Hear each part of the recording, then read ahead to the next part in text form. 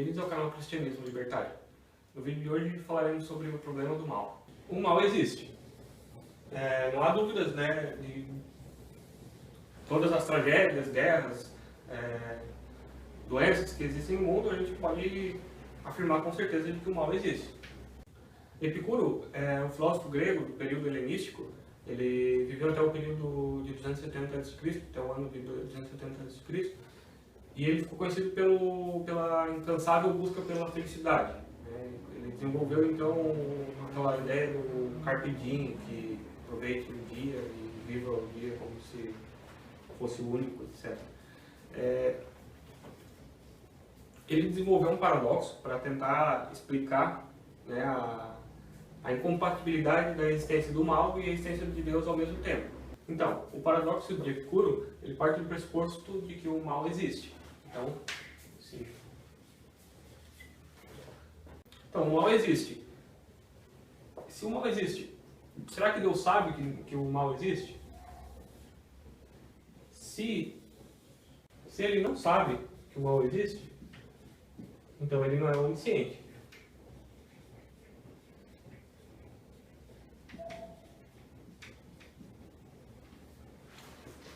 Mas se ele sabe que o mal existe,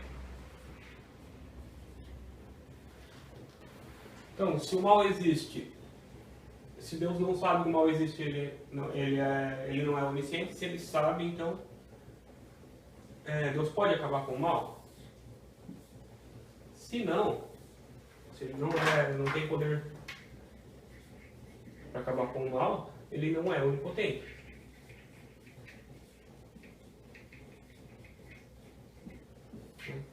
Mas se Deus sabe que o mal existe e tem poder para acabar com o mal, é a próxima pergunta. Então, se Deus é onisciente e sabe que o mal existe, é onipotente, pode acabar com o mal, então Deus quer acabar com o mal? Deus quer acabar com o mal? Se ele não quer acabar com o mal, então Epicuro acredita que ele não é bondoso.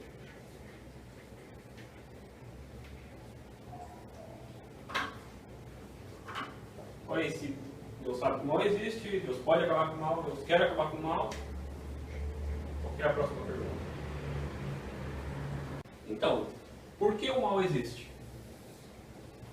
Se Deus é poderoso para acabar com o mal, Deus sabe que o mal existe, Deus é bondoso, por que ele existe? Então sobram três opções.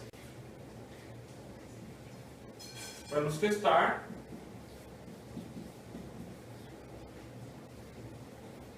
por causa do Satã, ou por causa do livre-arbítrio.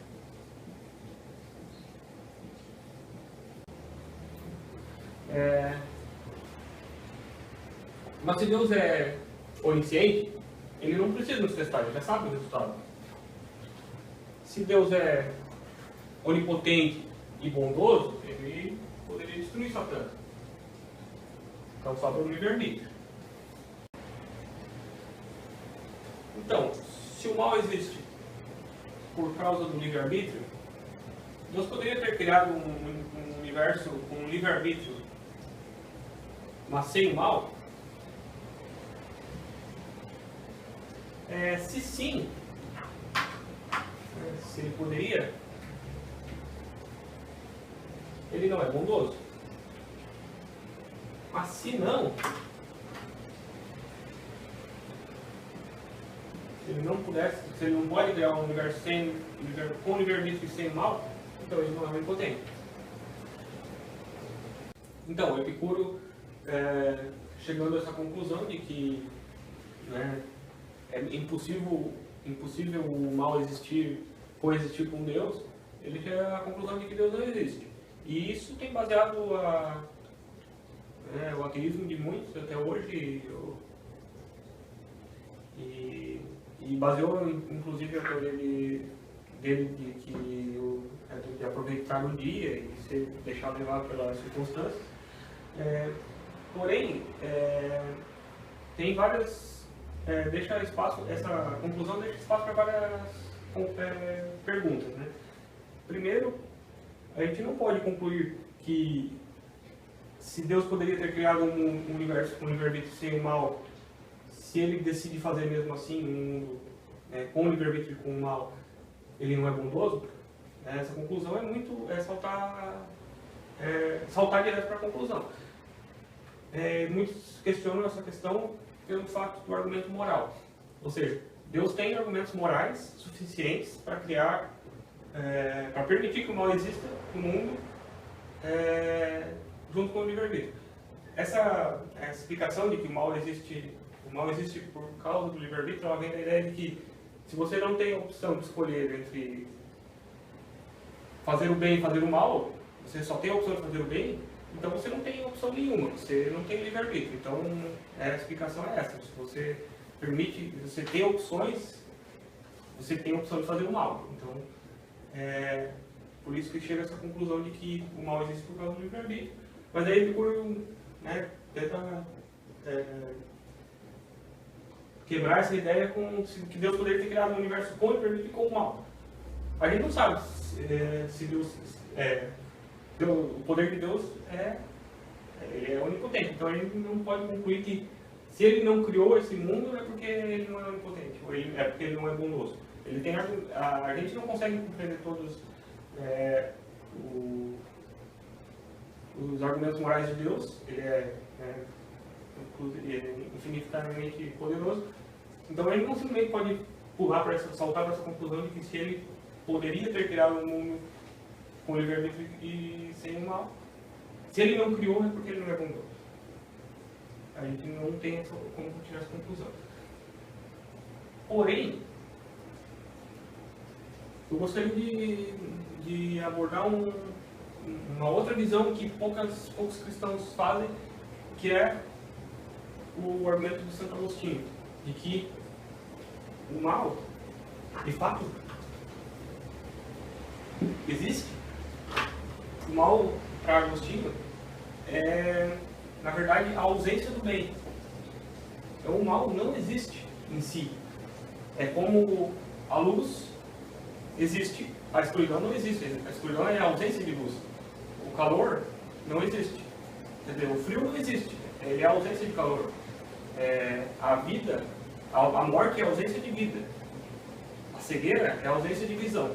Então, abordando desse ponto de vista, Agostinho chega à conclusão de que o mal não existe por si só. Ele é simplesmente a ausência de Deus.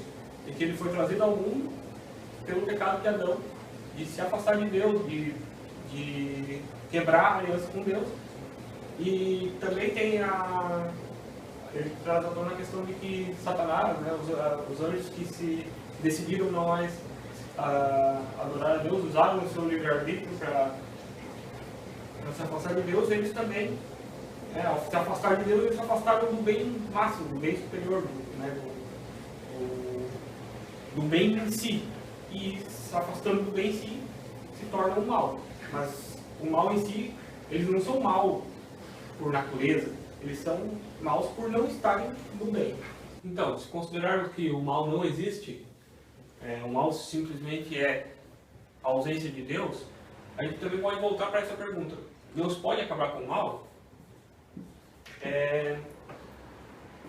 Vamos dar um desconto para Epicuro, porque ele morreu em 240 a.C., ele não presenciou a vida de Cristo, mas Cristo é a atitude de Deus, o movimento de Deus no sentido de acabar com o mal.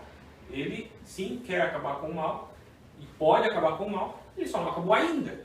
Mas ele vive, Deus está se ele criou o universo, ele criou as leis da física, da termodinâmica, ele está além do nosso tempo, ele não está vivendo nesse tempo cronológico, ele está esperando alguma coisa acontecer. Não, para Deus tudo já aconteceu, a gente só está nesse motivo, a gente não sabe, mas a gente está preso nessa dimensão espaço-tempo que ele precisa esperar as coisas acontecerem. Mas Deus é muito maior que isso, é muito mais inexplicável que isso, a ponto de a gente chegar a Deus não existe por causa do mal. Deus já teve a atitude de mandar Cristo para acabar com o mal, no sentido de que através de Cristo a gente se reconecta com Deus. E se a gente se reconectando com Deus, a gente se desliga de Adão, então a gente não está mais afastado de Deus por natureza, a gente nasceu de novo em Cristo e a gente é uma criatura conectada com Deus. E essa é a atitude de Deus para acabar com o mal.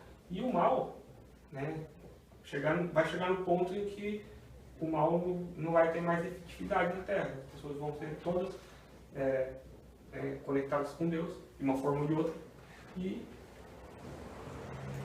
Então Deus quer acabar com o mal, Deus quer que todos façam parte dele, todos sejam o bem e façam o bem. Então, por isso,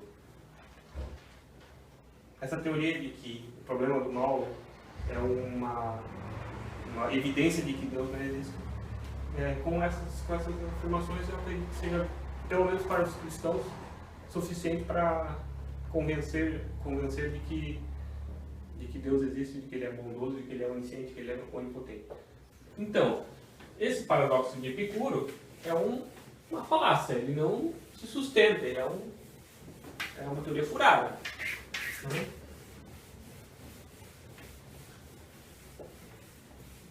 O mal em si não existe.